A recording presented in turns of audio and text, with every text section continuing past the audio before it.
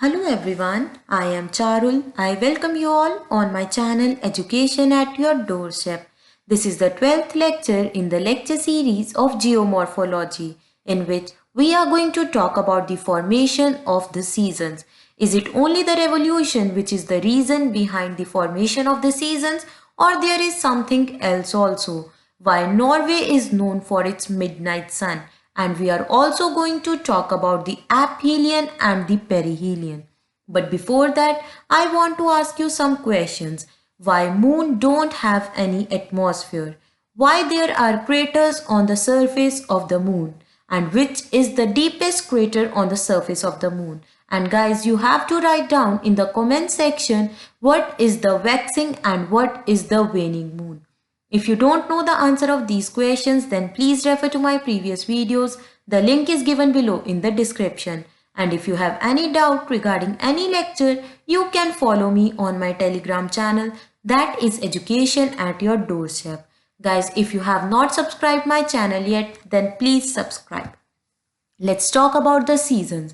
Guys, on earth, we are able to enjoy 4 seasons, that are the summer, winter, spring and the autumn. Summer में temperature बहुत ज़्यादा होता है and winter में temperature बहुत ज़्यादा कम हो जाता है, लेकिन स्प्रिंग एंड ऑटम का सीज़न ऐसा होता है जब बहुत ही मॉडरेट टेम्परेचर होता है and that is the most favourable time. तो गाइस बेसिकली क्या ये सीज़न सिर्फ रेवोल्यूशन की वजह से बनते हैं क्योंकि हमारी अर्थ रिवॉल्व करती है एंड वो लेती है basically 365 days to complete one revolution around the sun. इसीलिए हम उसे 1 ईयर बोलते हैं एंड उसमें बनते हैं 4 सीजन्स. लेकिन क्या सिर्फ एक ही रीजन है सीजन्स बनने के पीछे? नहीं गाइस, बेसिकली 2 रीजंस हैं क्यों हम लोग सीजन्स एंजॉय कर पाते हैं. पहला तो है क्योंकि अर्थ रिवॉल्व करती है हमारे सन के around and second reason is that the earth is inclined toward the sun at an angle of 23.5 degree. Guys 23.5 degree का नाम सुनते ही आपके दिमाग में 2 चीजें आनी चाहिए. एक तो है हमारा ट्रॉपिक ऑफ कैंसर एंड दूसरा है हमारा ट्रॉपिक ऑफ कैप्रिकॉर्न. तो गाइस बेसिकली 4 सीजन्स है हमारा summer, winter, spring and the autumn.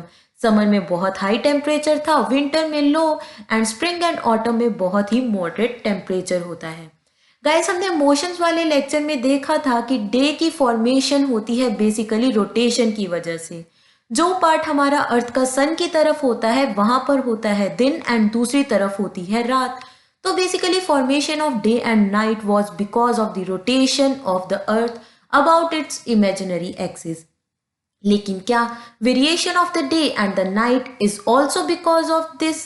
No guys, basically जो वेरिएशन होती है length of the day and length of the night में, ये भी होती है 2 रीजंस की वजह से, क्योंकि हमारी अर्थ इंक्लाइंड है टुवर्ड्स द सन एंड दूसरी चीज क्योंकि वो रिवॉल्व कर रही है सन के अराउंड. तो गाइज हमने देखा कि formation of day and night was because of the rotation, लेकिन उनकी लेंथ में वेरिएशन होती है बेसिकली क्योंकि वो इंक्लाइंड है towards the sun and the second is it is revolving around the sun. तो गाइज हम लोग इस लेक्चर में बेसिकली देखने वाले हैं क्यों हमारी गर्मियों में दिन लंबे हो जाते हैं एंड सर्दियों में हमारी रातें लंबी हो जाती हैं. तो गाइज इस इमेज में बेसिकली आपको 4 फेजेस दिख रही हैं. एक है हमारा समर सॉल्स्टिस, उसके बाद है विंटर सॉल्स्टिस एंड 2 है हमारे इक्विनॉक्स, एक है स्प्रिंग एंड एक है ऑटम इक्विनॉक्स.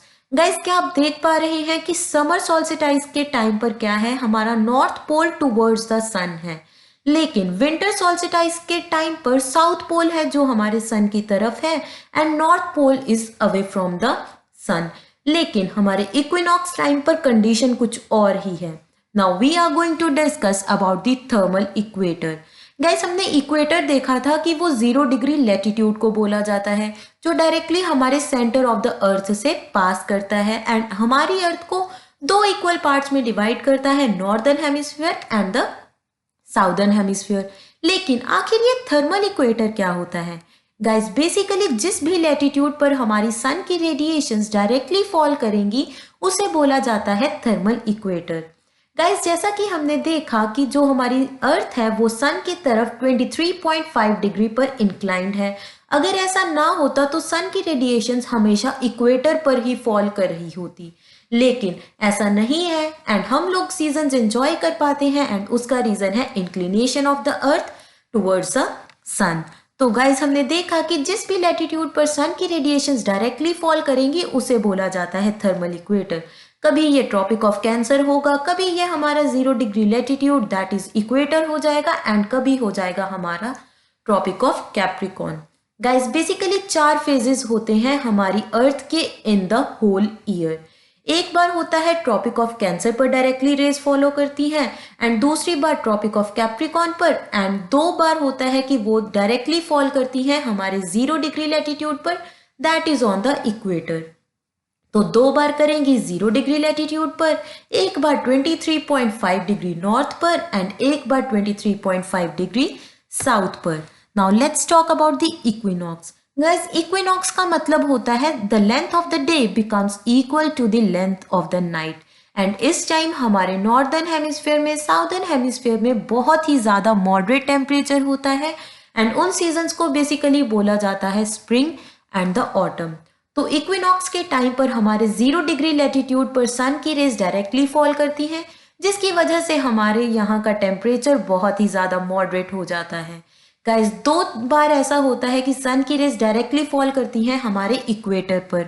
एक तो होता है 21 मार्च को।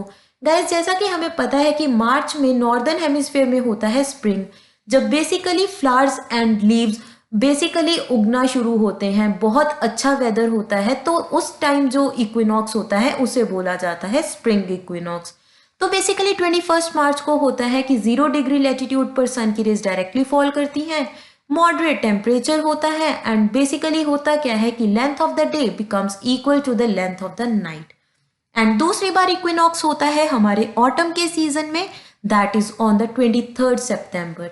इस टाइम भी हमारी सन की रेडिएशंस फॉल करती हैं 0 डिग्री इक्वेटर पर and also length of the day becomes equal to the length of the night.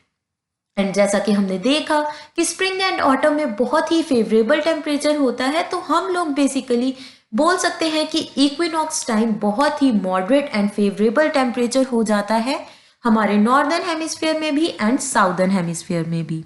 Now coming to the summer solstice. Guys basically summer solstice होता क्या है? जब हमारी सन की radiations directly 23.5 degree north that is tropic of cancer पर पड़ती हैं तो उसे बोला जाता है समर सॉल्स्टिस, क्योंकि उस टाइम हमारे नॉर्दर्न हेमिस्फीयर में हो जाती है गर्मी एंड हम लोग जो सॉल्स्टिस हैं वो with respect to northern hemisphere ही लेते हैं। और इसका जो मेजर रीजन है वो ये है क्योंकि most of the land area है जो वो नॉर्दर्न हेमिस्फीयर में है एंड साउदर्न हेमिस्फीयर में ज़्यादातर वाटर बॉडीज प्रेजेंट हैं एंड वहाँ पर लाइफ एग्जिस्ट नहीं करती, इसलिए हम लोग सॉल्स्टिस बेसिकली नॉर्दर्न हेमिस्फीयर के विद रिस्पेक्ट टू लेते हैं। लेकिन अगर ऑस्ट्रेलिया वालों को ये चीज़ देखनी होगी तो वो अपने हेमिस्फीयर के अकॉर्डिंगली भी इसको देख सकते हैं। तो हमने देखा कि summer solstice time northern hemisphere में टेम्परेचर बहुत ज़्यादा हो जाएगा, सन की radiations directly 23.5 degree north that is tropic of cancer पर पड़ेंगी एंड इस टाइम बेसिकली क्या होगा, हमारे दिन ज़्यादा लंबे हो जाएंगे एज कंपेयर टू रातें। इसीलिए हम लोग बोलते हैं कि गर्मियों में दिन लंबे हो जाते हैं एंड रात हो जाती है छोटी। तो गाइस जैसे जैसे हम लोग ट्रॉपिक ऑफ कैंसर से पोल की तरफ जाना शुरू करेंगे तो length of the day increase होता चला जाएगा। ये ही रीजन है क्यों नॉर्वे को बोला जाता है कि वहां पर मिडनाइट सन होता है, क्योंकि वहां पर बेसिकली रात हो ही नहीं पाती क्योंकि जो हमारा दिन है वो बहुत लंबा हो जाता है। So now you know why Norway is known for its midnight sun, क्योंकि वहां पर रात को भी आप आराम से सन को एंजॉय कर सकते हैं। तो बेसिकली गाइज ये होता है हमारा समर सॉल्स्टिस एंड ये बेसिकली होता है हमारे 21 जून को, जब हमारी लेंथ ऑफ द डे सबसे ज़्यादा होती है and length of the night सबसे कम होती है। मतलब 21 जून को day is the longer and night is the shortest. Now coming to the winter solstice. आखिर विंटर सॉल्स्टिस क्या होता है? जैसे कि हमने देखा कि हम लोग solstice with respect to northern hemisphere देखते हैं, तो बेसिकली जब सर्दियां होंगी तब हमें समर सॉल्स्टिस एंजॉय करने को मिलेगा और ये होता है बेसिकली हमें 22 दिसंबर को, जब बहुत ज़्यादा ठंड होती है एंड उस दिन क्या होता है, हमारी रात सबसे लंबी होती है। पूरे साल में से जो सबसे लंबी रात होती है वो होती है हमारी 22 दिसंबर की। एंड उस टाइम हमारी ट्रॉपिक ऑफ कैप्रिकॉर्न पर डायरेक्टली सन की रेज फॉल करती हैं। तो गाइस, जैसा कि हमने देखा था कि समर सॉल्स्टिस टाइम क्या था कि जैसे जैसे हम लोग नॉर्थ पोल की तरफ जा रहे थे, length of the day was increasing. तो ऐसे ही यहाँ पर भी होगा कि जैसे हम लोग ट्रॉपिक ऑफ कैप्रिकॉर्न से बेसिकली साउथ पोल की तरफ जाएंगे, लेंथ ऑफ द डे क्या होगी, हमारी इंक्रीज होती चली जाएगी। एंड जैसे जैसे नॉर्दर्न हेमिस्फीयर में जाएंगे तो बेसिकली जो हमारी नाइट की लेंथ है वो इंक्रीज होगी। तो ये होता है हमारा winter solstice, summer solstice, equinox. तो हमने देखा कि स्प्रिंग इक्विनॉक्स होता है 21 मार्च को, ऑटम इक्विनॉक्स होता है 23 सितंबर को, समर सॉल्स्टिस होता है हमारा 21 जून को, एंड हमारा विंटर सॉल्स्टिस होता है 22 दिसंबर को। Equinox time length of the day becomes equals to the length of the night. And guys, इस टाइम 0 डिग्री लैटिट्यूड पर सन की रेज डायरेक्टली फॉल करती हैं। Summer solstice time tropic of cancer पर फॉल करती हैं डायरेक्टली रेज। एंड इसमें क्या होता है, लेंथ ऑफ द डे सबसे ज्यादा हो जाती है। लेकिन विंटर सॉल्स्टिस में सन की रेज डायरेक्टली फॉल करती हैं ट्रॉपिक ऑफ कैप्रिकॉर्न पर, एंड इस टाइम रात सबसे लंबी हो जाती है। गाइस, अभी हम लोग बात करने वाले हैं एपहीलियन और पेरिहीलियन के बारे में। गाइस, इसको सबसे ज्यादा इजी ट्रिक से हम लोग याद कर सकते हैं। ए का मतलब क्या हुआ, एपहीलियन शुरू होता है ए से, एंड ए का मतलब अवे, मतलब जब हमारी अर्थ मैक्सिमम डिस्टेंस से होगी सन से तो उसे बोलेंगे एपहीलियन। एंड जब हमारी अर्थ का डिस्टेंस सन से सबसे कम होगा उसे बोला जाता है पेरिहीलियन। तो गाइस, एपहीलियन एंड पेरिहीलियन बेसिकली बनते क्यों हैं? क्योंकि आपको पता है कि अर्थ का ऑर्बिट एलिप्टिकल है, मतलब हर तरफ से उसका जो रेडियस है वो सेम नहीं है। तो इसकी वजह से बेसिकली क्या होता है कि जब हमारी अर्थ रिवॉल्व करती है सन के अराउंड, तो एक टाइम ऐसा आता है जब हमारी अर्थ सन के बहुत पास होती है, एंड दूसरा टाइम ऐसा होता है जब हमारी अर्थ और सन में डिस्टेंस बहुत ज्यादा हो जाता है। लेकिन गाइस, हम लोग जो एवरेज डिस्टेंस होता है अर्थ और सन में वो तो लेते हैं 1 astronomical unit, and that is equals to 149 million kilometres.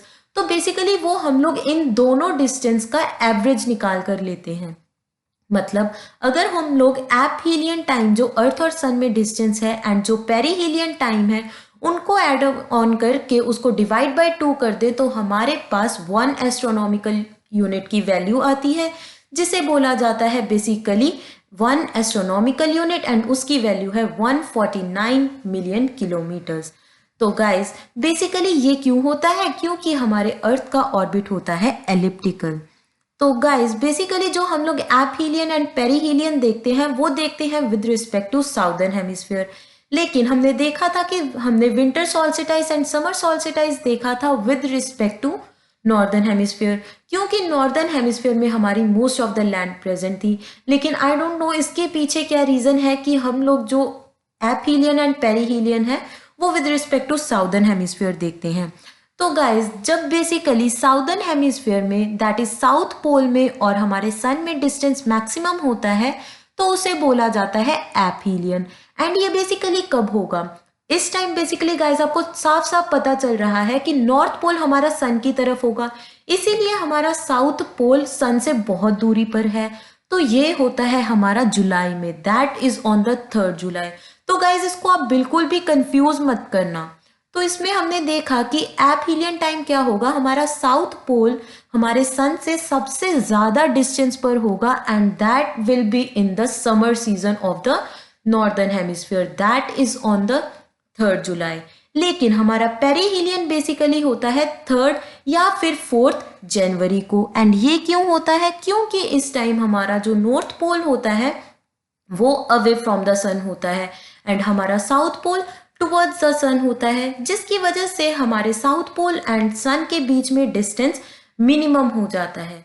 तो गाइज, बेसिकली हम इन दोनों डिस्टेंस को मेजर करते हैं, इन्हें ऐड ऑन करते हैं एंड इन्हें डिवाइड बाय 2 कर देते हैं, एंड जो हमारे पास वैल्यू आती है उसे हम लोग बोल देते हैं 1 एस्ट्रोनॉमिकल यूनिट, एंड उसे बोलते हैं the distance between the sun and the earth, and उसकी वैल्यू होती है 149 मिलियन किलोमीटर्स।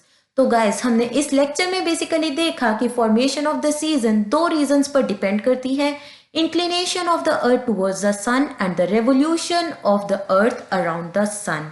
एंड 4 सीजन थे, summer, winter, spring and the autumn. हमने 4 चीजें देखी, spring equinox, autumn equinox, summer solstice and winter solstice.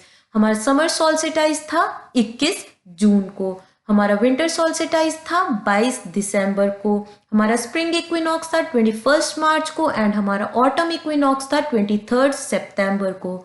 उसके बाद हमने देखा एपहीलियन और पेरीहीलियन के बारे में कि कैसे एपहीलियन में हमारे सन और अर्थ के बीच में डिस्टेंस मैक्सिमम हो जाता है जबकि पेरीहीलियन टाइम हो जाता है मिनिमम। एंड जब हम उनका एवरेज निकालते हैं तो वो 1 एस्ट्रोनॉमिकल यूनिट बन जाता है जिसकी वैल्यू है 149 मिलियन किलोमीटर। सोल्स्टिस हम लोग with respect to northern hemisphere देखते हैं, तो हम लोग एपहीलियन और पेरीहीलियन बेसिकली देखते हैं with respect to the southern hemisphere. So guys, if you enjoyed my video, then do like, share and subscribe. Thank you.